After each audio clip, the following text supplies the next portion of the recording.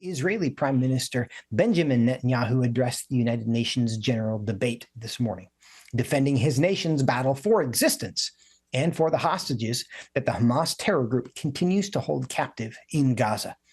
Throughout the week, speakers at the UN Assembly vilified the nation of Israel, including Mahmoud Abbas, the head of the Palestinian Authority. It committed and continues to commit war crimes as acknowledged by the international community. They're called war crimes.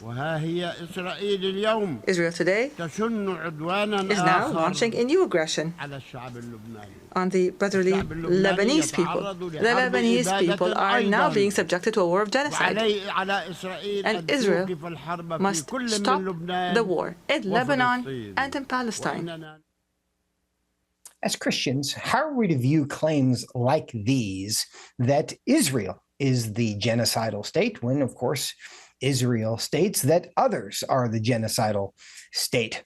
Joining me for the weekly Worldview segment to discuss all of this and a bunch more is David Closson, who is the director of the Center for Biblical Worldview at Family Research Council. David, thanks for joining me today. Hey, great to be with you, Joseph. So you heard those comments there from Mahmoud Abbas earlier in the program. We heard from Benjamin Netanyahu, of course, the Prime Minister of Israel, who ridiculed and mocked this idea that Israel was trying to commit a genocide and said, in fact, our enemies are the ones trying to commit a genocide. How do you think Christians should think through this kind of war of words, which is not merely a war of words? No, it's not merely a war of words, Joseph. And over the last year, really since the October 7th attack in Hamas, or with Hamas invading Israel, we've seen this escalate to just really scary proportions. And of course, this is not new, Joseph. I've had the opportunity to go to Israel actually 9 times over the last couple of years. And just hearing from Israeli people, they live in a constant state of just almost psychological terror, not knowing when one of these terrorist attacks is going to happen. The Prime Minister, Benjamin Netanyahu, earlier this year has described what Israel is facing really as a 7-front war. When you think about not just the Hamas terrorists in the Gaza Strip, but the Hezbollah terrorist group in Lebanon, you have the Houthis in Yemen, you have Iranian proxies in Iraq and Syria, you have actually Iran itself attacking Israel back in April. And so I think for Christians looking at a story like this, this is why Christians are the people that are committed to truth. We are people that believe in objective truth, absolute moral truth, but we're people who actually care about the facts, Joseph. And I think that's why it's important when you see what's happening at the UN this week to realize that so much of it is just ridiculous. And why, again, I'm glad the Prime Minister came to New York, even though there's a war going on in Israel, to set the record straight. Yeah. Well, you say that so much of it is ridiculous, and I think one of the hard parts for us to navigate is that while there's this assertion that it's ridiculous, there are a lot of very serious people saying things like, Israel is in the process of committing a genocide. And I've actually had the occasion to do dozens of interviews with Palestinian protesters and kind of people on the left generally. And when they talk about this, every single time someone will say, Israel is a genocidal state. They are trying to commit a genocide. We must stop them. That's why we need to free Palestine. And then then the narrative goes on. And those are people here in the West who have clearly internalized that. And there is this psychological impact of when you hear something said over and over and over and over again, eventually you come to wonder, well, maybe it's actually true. And then we see Mahmoud Abbas say this at the UN. And then we see the UN itself passing resolutions that are essentially siding with Mahmoud Abbas against Israel. If their positions, as you say, are ridiculous, why does there appear to be so much support for them? Yeah, and this has, again, been the case for decades, not just Abbas, but his predecessor, Yasser Arafat. They are propaganda geniuses in kind of getting this out there, Joseph. And I think, again, this is why facts are so important. We're all familiar with what happened on October the 7th with the Hamas terrorist attack. I think we're less familiar that the day after, on October 8th, Hezbollah began launching missiles. And, of course, Lebanon is where Hezbollah is located, which is north of Israel.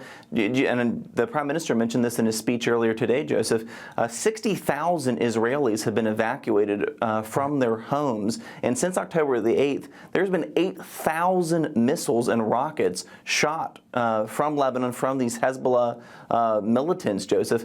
And so again, I understand that the propaganda machine is very persuasive, and you have a lot of people that are sympathetic to the so-called Palestinian cause, that are really interested in this so-called settler colonial ideology that you and I have talked about before, which is just a form of identity politics. But again, as Christians, this is why the facts matter, Joseph. But I do think we still need to do the serious work of thinking through these things. Just a week ago, with this whole exploding pagers episode, as Christians, we need to think, because it's not that just anything Israel does is okay and morally permissible or morally praiseworthy. Again, as Christians, we need to think seriously kind of about all of these issues. Yeah, and you mentioned it, so I'll let you take the baton and continue there. But that was it was, on one sense, this story of these exploding pagers was for all of us who just wanted to be international men of mystery and do covert things to destroy the bad guys. We're like, this is the best thing we've ever seen in our lives, right? And so they detonated thousands of pagers held by Hezbollah terrorists at the same time. And that's one of the coolest warfare things we've ever seen. However, of course, as is the nature in everything in this conflict, that move had its critics. And they said, oh, you shouldn't have done that. That was careless. It was reckless. It was done with disregard for the potential risk to the lives of innocents. What do you think is the right way to view that tactic? Yeah, and I think those are serious claims that are being made, that this was a breach of international law, this was morally impermissible. And again, facts are important here. What's interesting, Joseph, is Israel's enemies know that Israel's technological kind of know-how is so sophisticated and so advanced. They're able to monitor GPS tracking devices and smartphones. And so it was actually earlier this year that the Hezbollah leader encouraged all of his militants and all of his fighters to ditch the smartphone, to ditch anything with a GPS tracking device. He said they need to lock them up in boxes, actually, or bury them, and encourage them to go low tech. And so they began buying these pagers. Well, they didn't realize they were buying them actually from a shell company set up by the Israeli military, which, again, fascinating. This is right out of a James Bond movie, Joseph. But, yeah, what happened a week ago is that when Hezbollah really ramped up these attacks, is that it appears, and again, we need to be clear, Israel hasn't fully taken responsibility for this, but the New York Times has a really interesting piece of reporting on this that seems to make it pretty conclusive. But they gave the order in about thousands of pagers, 2,700 fighters were injured, 12 dead, many maimed.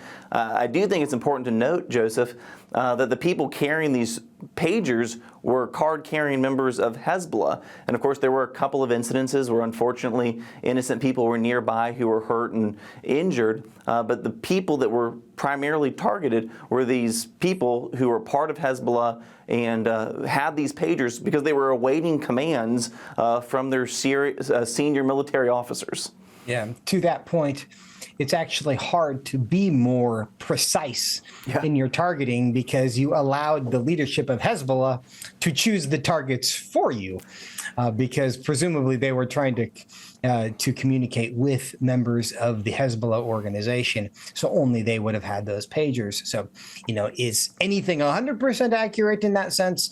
Probably not, but it would be hard to find something more precise. And so, David, tell us, in these situations, in war, we know that sometimes war is justified. It's always lamentable. It's never something to be celebrated, but sometimes it's necessary in order to stop a real evil. But we do, as an international community, have rules of warfare that we actually expect people to honor, which almost seems kind of oxymoronic, that if the goal here is to just kill the other side, how can there be rules about how you do that? But tell us a bit more about the ethics and the morality of how you engage in war, and in this case, how you engage in espionage.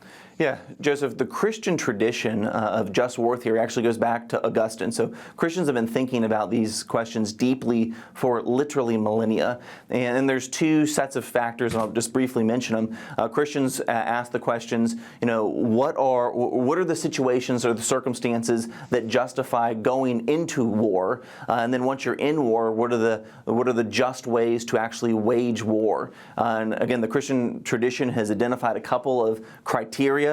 That there ought to be just cause. You can't just wage a war of aggression. You can't just do something because you want to take someone's land. There's really no way to justify an offensive war. It has to be defensive. That there has to be just cause. There has to be right intention. War has to be waged by a legitimate authority. It should be a last resort. There also needs to be a reasonable chance of success.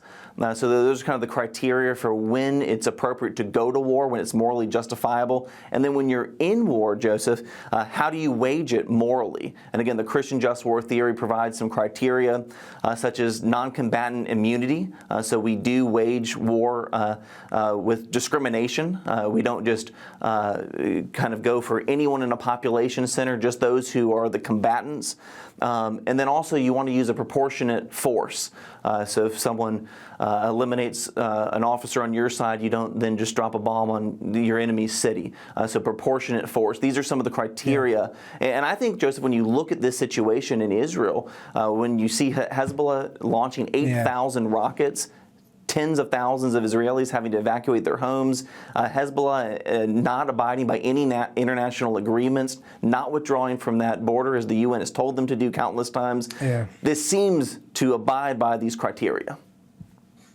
And David, I think you actually have kind of happened upon a way to evaluate the goodness or not goodness of the relative sides in a war. Because I was just having a conversation. Much of our audience will know I host a podcast called Outstanding on the Side. In addition to this, and I spoke to a pastor from Ukraine who talked about the fact that Russia just indiscriminately just is launching missiles into apartment buildings. And he talks about people from his church who, a man who went out to get water for his family. And while he was outside, a missile went into his house and killed his wife and 3 daughters. And that's just like they're just throwing things around. But you mention the kind of the rules around just and moral warfare, where it is not indiscriminate. And the situation that I just described happening from Russia in Ukraine happens routinely in Israel, where you have Hezbollah and Hamas. And we saw a great example of this on October 7th, where they deliberately targeted the innocent and the non-combatants for that purpose. Is that a proper way to just determine who are the good guys and who are the bad guys based on how they engage in war? I think it's one of the ways, one of the indicators that we have, Joseph. Just think again about Hamas. One of the techniques that or tactics, I guess would be a better word, that they've adopted over the years, is they intentionally embed themselves into civilian populations. They launch rockets, Joseph, from the tops of hospitals, from schools, from a mosque, because they know that when Israel responds, as they have to, that there will be civilian casualties, and then the international media will have these pictures of these maimed children and these innocent women who are hurt, and that's a tragedy. It's horrifying. But again, Joseph, we need to realize that that's an intentional tactic adopted that, again, violates not only international law, but it violates every principle that the Christian just war theory has formulated over 2,000 years. And so, again, I think that's why as Christians, Joseph, we don't want to just take Israel's side automatically. We don't want to take anyone's side automatically, even our own governments. But we want to look at the facts, see kind of how this lines up to the moral tradition. And I do think in this case, Joseph, there are clear good guys and bad guys. Yeah, you have in one case people who see wounded or dead innocents as beneficial for propaganda purposes. And then you see another side who sees wounded or dead non-combatants always as something to regret and to try to avoid. And so who is it that is trying to make those situations happen by embedding their rockets and their military headquarters inside of residential buildings?